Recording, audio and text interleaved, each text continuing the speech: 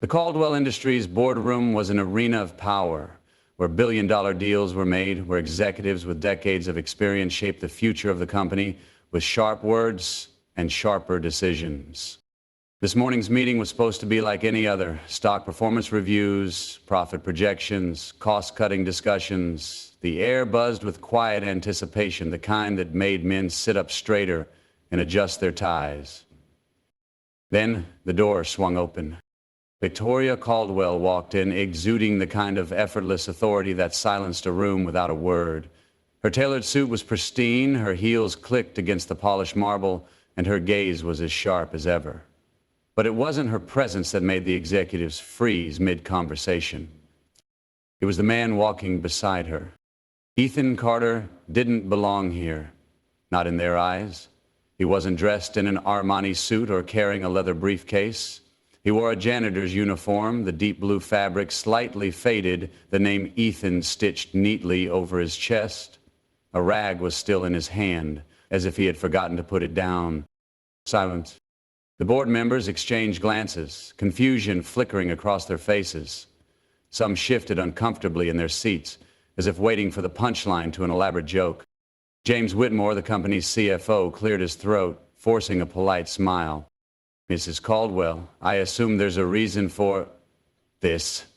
His voice dripped with restrained condescension, his eyes darting toward Ethan, as if the mere sight of him in this room was an offense to corporate order. Victoria didn't blink. "Yes, I invited him." A ripple of disbelief passed through the room. Mark Langley, one of the more arrogant board members, leaned back in his chair, smirking. "With all due respect, Victoria, this is a financial strategy meeting, not a," he gestured toward Ethan dismissively, "staff appreciation event." A few quiet chuckles rippled through the room, but they died the second Victoria turned her gaze on him. Her expression remained unreadable, but the sharp edge in her voice cut through the tension like a knife. "Then you should have no problem proving him wrong." The challenge hung in the air. Ethan could feel the weight of every stare, pressing down on him like a 100-pound weight. For years, he had been invisible, cleaning up after these men, overhearing their conversations, learning their world from the outside. And now he was inside. He adjusted his grip on the rag still in his hand, swallowing down the doubt creeping into his mind. He wasn't supposed to be here. But maybe, just maybe, he was. And this was the moment he had unknowingly been preparing for all his life. Ethan Carter sat in the Caldwell Industries boardroom, feeling every pair of eyes drilling into him. He didn't belong here, at least that's what they thought. The tension in the room was thick, charged with unspoken disbelief. Victoria Caldwell leaned back in her chair, her expression unreadable as she tapped her manicured nails against the polished glass table. "I know what you're all thinking," she said smoothly, "and I don't care." A few executives shifted in their seats, uncomfortable with her bluntness. James Whitmore, the CFO, exhaled sharply. "Victoria, we're here to discuss major financial decisions. With all due respect, what exactly is he doing here?" Victoria turned to Ethan, completely ignoring Whitmore's question. "Ethan, tell them what you told me last week." Ethan's throat went dry. He had no idea she was going to put him on the spot like this. His grip on the rag and his hands tightened instinctively before he forced himself to set it down. He looked at the sea of skeptical faces staring at him. They were waiting for him to fail. Swallowing, he took a slow breath. Fine, if they wanted to doubt him, let them. The company's logistics costs are bleeding money. His voice was steady, despite the nerves clawing at his gut. "You're outsourcing distribution at a premium when your internal fleet is underutilized. You're losing millions." Silence. A few executives blinked, their expression shifting from condescension to mild curiosity. James Whitmore's jaw tightened. "Excuse me?" Ethan turned to face him directly. "You're running outdated cost models," Ethan explained, his confidence growing. "Your logistics division is outsourcing nearly 60% of shipments, while your in-house fleet operates at less than half capacity. That means you're paying top dollar for services you already have." Mark Langley let out a scoff, shaking his head. "And where exactly did you get that information? The janitor's closet?" A few chuckles rippled through the room, but Ethan didn't flinch. He looked directly at Victoria. You want me to leave? Say the word. His tone was even. But before you do, check the numbers. 'Cause I'm right. Victoria smirked, then turned to Alyssa Chin, the company's top financial analyst. Lisa? Elisa, who had been scrolling through her tablet, suddenly sat up straighter. Her fingers moved quickly, pulling up the reports Ethan had mentioned. Then, her face paled. She glanced at Whitmore, then back at Victoria. He's right. A ripple of shock passed through the room. Mark Langley's smirk disappeared. Whitmore clenched his fists. Victoria sat forward, her eyes gleaming. I told you, she said, her voice dangerously amused. Now, maybe you should start listening. The tension in the Caldwell Industries boardroom had shifted. It was no longer just skepticism, it was something sharper, something that felt dangerously close to realization. Ethan Carter, the janitor turned financial expert, had just proven he knew more about the company's losses than the men who had been running it for years. James Whitmore was seething. His grip on his pen tightened, his knuckles turning white. He wasn't used to being challenged, especially not by someone who, in his eyes, should have been invisible. This is absurd, he snapped, turning to Victoria. Are you seriously entertaining this? A janitor giving us financial advice? Victoria didn't even flinch. Instead, she leaned back in her chair, watching him like a predator amused by its prey. What I'm entertaining, James, is competence, she said smoothly. And so far, Ethan has shown more of it in 5 minutes than you have in 5 years. A few executives stifled their smirks. Whitmore's face turned red. Mark Langley, still trying to salvage what little authority he had left, cleared his throat. All right, let's say he's right about the logistics issue, he said, crossing his arms. That doesn't mean he's qualified to be part of this discussion. Knowing numbers and knowing business are two different things. Ethan exhaled slowly. He could feel the weight of the moment pressing down on him. This was the point where most people backed down, where the pressure became too much. But he wasn't most people. He turned to Langley, meeting his gaze head on. Business isn't just about numbers, Ethan said, his voice even. It's about seeing what's coming before anyone else does. And right now, your company is on the verge of losing millions because no one in this room has been paying attention. Langley opened his mouth to argue, but before he could, Alyssa Chen cut in. Actually, she said, her eyes glued to the tablet in front of her, he's right about more than just logistics. The room fell silent again. Victoria's gaze sharpened. Go on. Alyssa hesitated for a second before turning her screen to face the room. I ran an analysis on some of our underperforming investments. Ethan's numbers match up with areas where we've been hemorrhaging money. And not just logistics, operations, supply chain, even product development. Whitmore stiffened. That's not possible. It is if someone actually took the time to look, Alyssa said, shooting him a knowing glance. Ethan kept his expression neutral, but inside he felt the shift happening. They weren't just tolerating his presence anymore, they were starting to listen. Victoria turned back to him, her smirk widening. Ethan, if you had to suggest one immediate fix, what would it be? Ethan straightened. This was it, the moment that would determine everything. He took a deep breath, then said, fire the people who've been ignoring the problem. The moment Ethan Carter uttered those words, fire the people who've been ignoring the problem, the room went completely silent. James Whitmore's face turned an alarming shade of red. His fingers curled into fists on the table, and for a moment, it looked like he might actually explode.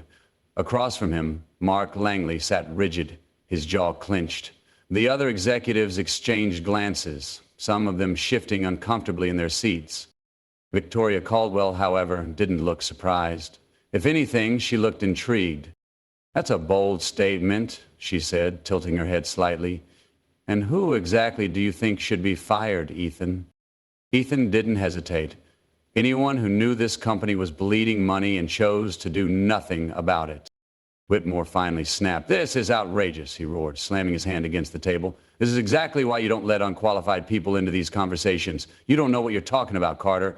You think you can just waltz in here, throw around accusations, and we're all supposed to listen? Ethan met his glare without flinching. I don't think. I know. He reached forward, tapping on Alyssa Chan's tablet. Pull up the last 5 years of financial reports. Show us the projected losses versus the actual ones. Alyssa hesitated, glancing at Victoria, who nodded. Within seconds, the numbers appeared on the massive screen at the front of the room. The data was damning. Ethan pointed to a specific set of figures. See that? Your projections have been wrong for 3 years straight, yet no one corrected them. Instead, you funneled money into outsourcing and bad investments. That's not just a mistake, that's negligence. Whitmore looked like he had swallowed glass. Langley's mouth opened, then shut, as if he was struggling for a defense.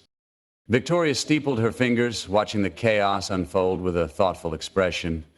So you're saying we have executives on payroll who have been willfully ignoring red flags? Ethan nodded, yes. And if you don't fix it now, this company won't last another 5 years. The silence that followed was different from before. This wasn't just tension, this was realization.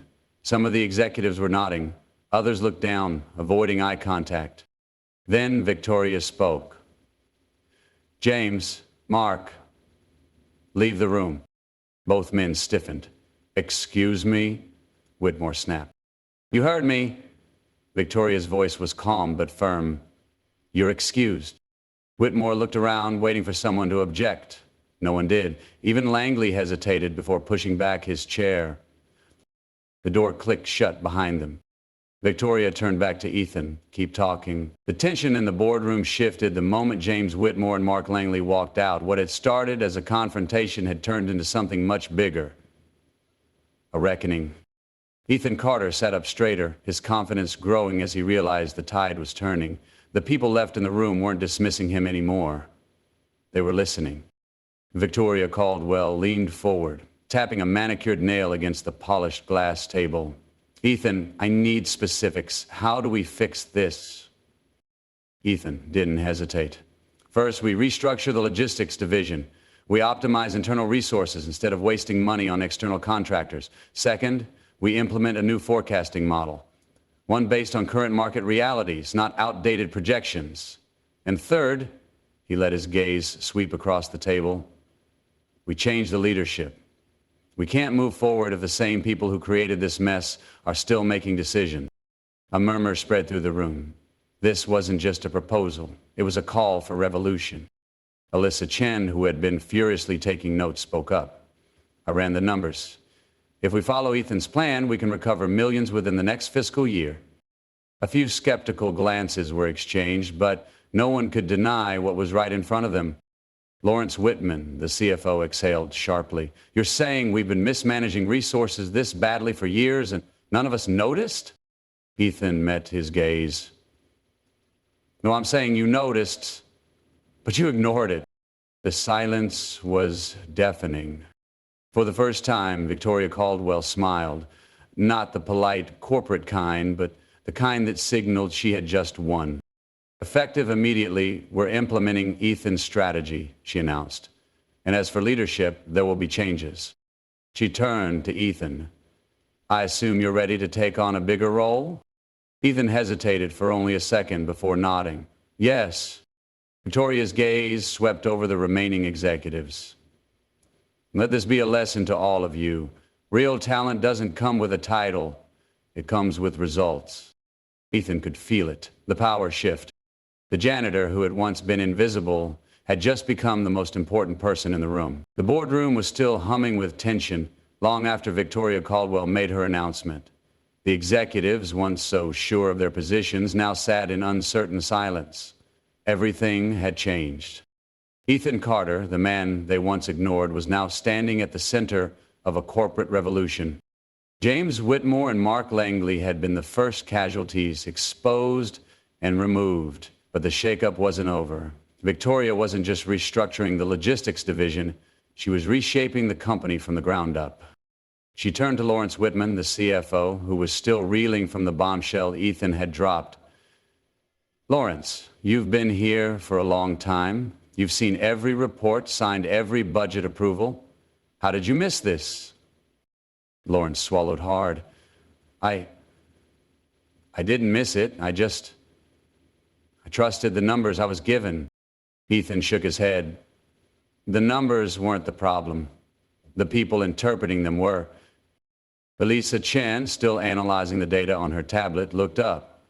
Ethan's right. We've been operating under false assumptions for years. Victoria nodded. And that's exactly why I need someone like Ethan in a leadership role. She turned to him. Starting today, I'm appointing you as Director of Strategic Development. The room erupted. Martin Caldwell shot out of his chair, his face red with disbelief. This is insane. He's a janitor. Victoria's gaze sharpened. Was a janitor. She leaned forward, voice unwavering. He saw something none of you did. He solved a problem you all ignored. That's what leadership looks like. Martin scoffed. You're throwing out decades of experience for someone who was scrubbing floors last week? Ethan took a breath, then spoke before Victoria could respond. You're right, Martin. I don't have your years of experience in boardrooms, but what I do have is a fresh perspective and the ability to actually solve the problems you've been sitting on for years. The room went silent. Victoria smirked. That's the difference, Martin. Experience without insight is useless. Ethan turned to Elisa. Let's get to work. We've got a lot to fix. Elisa nodded. I'm in. As the meeting adjourned, Ethan walked out of the boardroom, his mind racing. Yesterday he had been a janitor. Today he was a director. And tomorrow he would prove he belonged. The first day as Director of Strategic Development was nothing short of overwhelming. Ethan Carter walked into the executive floor for the first time, not as a janitor, not as a background figure, but as a decision maker. The shift was palpable. Employees, once used to ignoring him, now acknowledged his presence with hesitant nods. Some offered polite smiles, others barely hid their skepticism. He expected resistance, he welcomed it. Victoria Caldwell had set the tone the day before. Ethan was here to fix what the so-called experts had let spiral out of control, but proving himself wasn't just about showing up in a suit. It was about delivering results. His first challenge, leading a high-stakes meeting on logistics restructuring. As he stepped into the glass-walled conference room, every executive was already seated. Martin Caldwell, still fuming from yesterday's revelation, sat with his arms crossed. Elisa Chen, analytical as ever, had her tablet ready. Lawrence Whitman, the CFO, looked cautious. Ethan took his seat at the head of the table. That alone sent a message. Victoria gave him a nod. Whenever you're ready. Ethan exhaled and began. Let's get one thing straight. The way we've been handling logistics is bleeding this company dry. We're sitting on millions of dollars in underutilized assets, and outsourcing costs have skyrocketed by 12% in just 2 quarters. That ends now. He turned to Lawrence. I know the finance team ran models supporting outsourcing. They were flawed. The projections didn't account for updated fuel costs and supply chain shifts post-pandemic. Lawrence shifted uncomfortably, but said nothing. Ethan continued. We restructure. We cut outsourcing by 30% immediately, reintegrate existing assets, and rework supplier contracts. That's an $8 million annual cost reduction. Silence. Then Elisa spoke. He's right. The numbers check out. Martin scoffed. So now we're taking financial advice from a janitor? Ethan turned to him. No, Martin. You're taking financial advice from the Director of Strategic Development. If you have a better plan, let's hear it. Martin had nothing. Victoria leaned forward. Then we move forward with Ethan's plan, effective immediately. The meeting adjourned, and as the executives filed out, Ethan remained seated for a moment, processing what had just happened. He had done it. As he left the room, Elisa walked beside him. You handled that well. Ethan smirked. Not bad for my first day, huh? She chuckled. Let's see if you can keep it up. Ethan wasn't worried. He had fought for his place at the table. Now he was here to stay. Ethan Carter's journey wasn't just about proving himself. It was about challenging the status quo in a world that had already decided where he belonged. The story of a janitor turned financial consultant may seem like a fairy tale, but it highlights a harsh reality. Talent is often overlooked simply because it doesn't come in the expected package. For years, Ethan had watched from the shadows. his intelligence and skills ignored because of his job title. He knew numbers better than half the executives in that boardroom, but without the right opportunity, no one cared. Until someone did. Victoria Caldwell saw what others refused to see. She understood that brilliance isn't limited to Ivy League degrees or designer suits. Real value comes from those who can recognize opportunities before anyone else. And Ethan? He had been ready long before the world realized it. The lesson here is clear. Ability isn't determined by position, it's defined by preparation. Key takeaways from Ethan's story. Never underestimate yourself. Just because others don't see your worth doesn't mean you don't have it. Stay ready, your moment will come.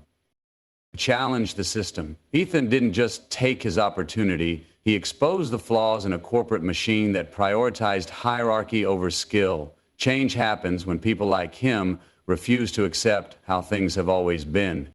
Power recognizes power.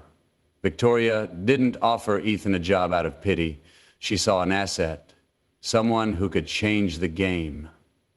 Sometimes, all it takes is one person in power paying attention. Know your worth. Ethan could have walked away, but he chose to stand his ground and prove himself. When you know what you bring to the table, don't let anyone make you feel like you don't belong. As for what happened next, Ethan thrived. He didn't just succeed in his new role, he transformed the company. Within months, Harrington Enterprises' profits soared, and Ethan became one of its most trusted strategists. And Martin Caldwell? He resigned shortly after the scandal of his falsified reports became public. No one in the industry trusted him again. Alyssa Chen went on to become CFO within the year. She had been one of Ethan's first allies, and her belief in data-driven leadership reshaped the company's financial future. And Victoria, she continued to do what she had always done, bet on the underestimated. The world loves an underdog story. But here's the truth. Underdogs don't win because they're lucky. They win because they were always ready. They just needed someone to let them in. Ethan Carter didn't need permission. He just needed a chance.